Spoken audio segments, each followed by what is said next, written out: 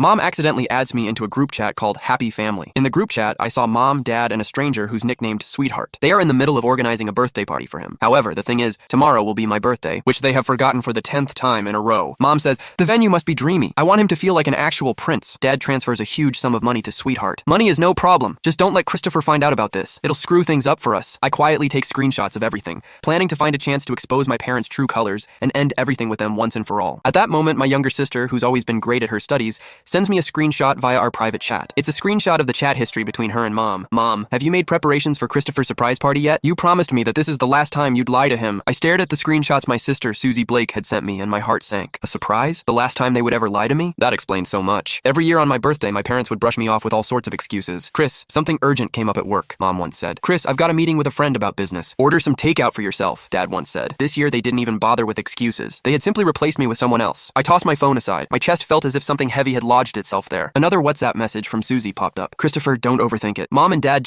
I replied with just 2 words. Got it. Overthink it? How could I not overthink it? The facts were right in front of me. That birthday party for their Sweetheart was the so-called surprise they had lied to me about. As their biological son, I was nothing more than a backdrop for another boy's happiness. I heard Mom's hushed voice from the living room as she spoke on the phone. Right, we'll go with blue balloons, the biggest and brightest ones. Ben loves blue the most, so it has to be perfect for him. Ben. Listening closely to their conversation, I pieced together the boy's full name, Benjamin Smith. I picked up my phone and searched for the name on Instagram. Soon, a boy with a polished profile picture appeared. His highlighted stories were filled with glamorous photos of him traveling around the world. His most recent Instagram story was a photo of him with my parents, taken in my living room. In the photo, Mom and Dad's smiles were warm and loving. Mom's arm rested affectionately on Benjamin's shoulder, while Dad stood beside him with eyes full of indulgence. It was an expression I had never once seen on their faces. The caption read, "Thank you, Mr. Blake and Mrs. Blake. I'm really looking forward to tomorrow's party." Mom left a comment underneath. Silly child, there's no need to be so formal with us. Meanwhile, Dad gave the post a like. What a perfect family. I saved the photo along with the group chat screenshots and stored them in my encrypted album. These would be the surprises I planned to give them tomorrow. At dinner, Mom made soup and served me a bowl with exaggerated attentiveness. Chris, try it. I made this especially for you, she said. I looked at the greasy chicken soup. My throat tightened as a wave of nausea surged up. Is this supposed to liven up Benjamin's birthday party? I asked lightly. The smile on Mom's face froze. She glanced at Dad, and his expression darkened immediately. What nonsense are you talking about, Benjamin? He replied. Oh,